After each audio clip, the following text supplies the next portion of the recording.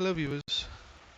Moving away from our regular content, I just wanted to introduce you to screen sharing and conference tool called Zoom. Because of the lockdowns that we are currently facing, there are a lot of colleges that have asked their lecturers to go online for teaching, and everybody is actually struggling to find a tool for them to go online and teach the students. I'd like to introduce to one of such tools that would help you, and how exactly you can set it up and use it to interact with your students. So this tool is called Zoom, and you can download it for free from the internet. The URL for download is put up here. I will add this in the description as well, which is zoom.us/download will take you directly to the download page. Depending on the operating system that you have, install the relevant client. So I'm on Ubuntu, so I have actually downloaded and installed Zoom here. For Windows, you can install the respective tool.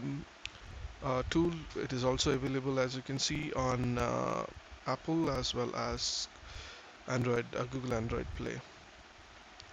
So it's available on Mac and Ubuntu and on Microsoft operating systems as well. So let me quickly go ahead and launch the application itself. So let's go ahead and launch this. Logging it for the first time, you would have to sign up. So sign up is going to be pretty easy because you can sign up using Google account if you already have one, which is the best option that you have. If you do not, then you can go ahead and create one, or you can directly sign up to the Zoom itself. So I already have a Google ID, so I'm just going to use that. Let me click on that. So I'm going to use one of my IDs.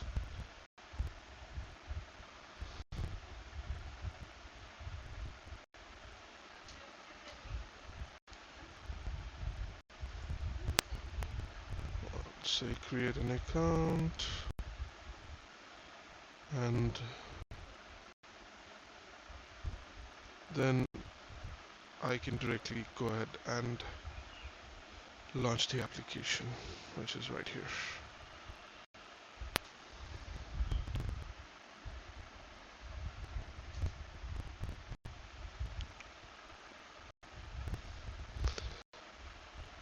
So this is how it is going to look.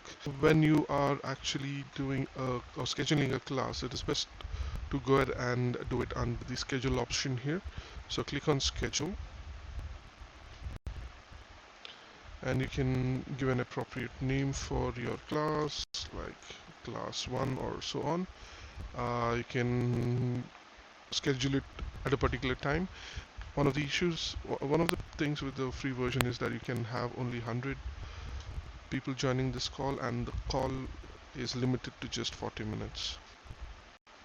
The next option that you want to take care of here is to keep the video off, the audio as telephone and computer audio. Go to advanced options, enable the join before host, mute participants on entry, and automatically record. Okay, what each of these options does is that it helps you to first enable your students or your peers to join the meeting even before you join, so that they are prepared. It will allow you to mute all the participants at entry. So especially in if you're holding a class and there are some students who want to create mischief, and they would unmute themselves and create background noise, you can have them muted on entry. So there's another option which allows you to mute them indefinitely and not allow them to unmute themselves. So that option I'll show you when I launch the meeting itself. And the last option here is to automatically record it to your local machine, so that you have a copy that you can share with your students once the class is done, and especially for the students who are not able to hear your class properly or had network issues or so on. So let me click on schedule here. This is going to schedule the class. So next I can go back here, and it is going to show me the meetings that have already been scheduled. So I can go ahead and copy the invitation here. Okay, so again, to copy the invitation, all you had to do is go to the meeting, click on the meeting, and on the bottom here you have show meeting invitation. Just copy the entire invitation and you can send it across to the participants over email or over WhatsApp. So let me just share this and come back to you. So send the invitation across, and let's go ahead and start this.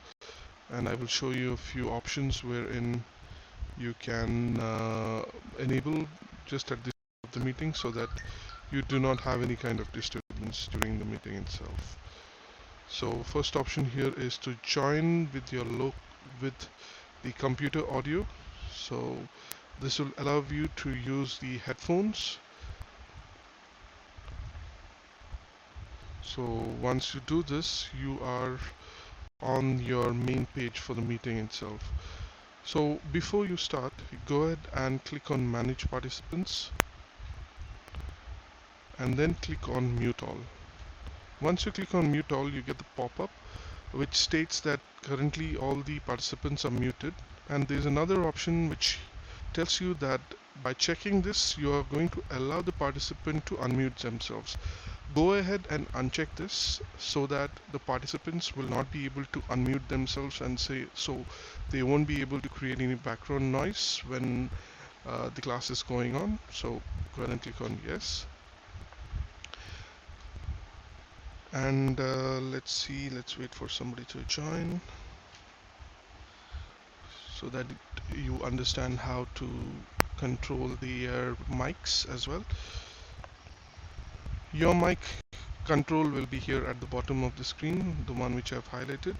So you can go ahead and mute yourself or unmute it whenever you want to talk. So we have a participant here, and if you see,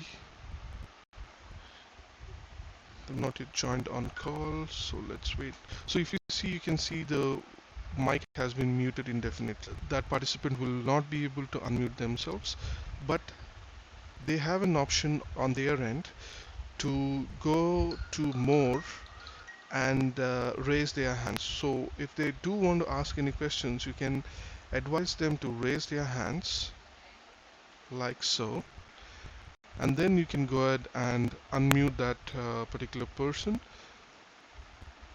and once they are done you could go ahead and mute them again and then clear the hand that was risen earlier. So this way you can control who is able to talk during the meeting. The next thing is about using the whiteboard.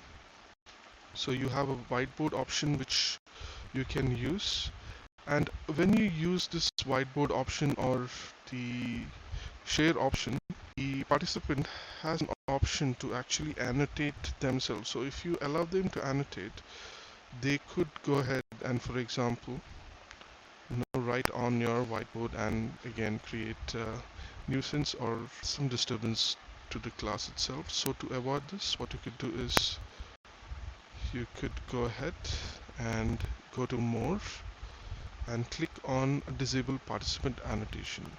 So by doing this and clearing the screen, by doing this you can avoid others from writing on the screen. And to write on the screen yourself, you can use any one of these options here, wherein to do freehand writing you can use the draw option. To put in text, use the text option. You can put some text here, and then the select option to move the object around.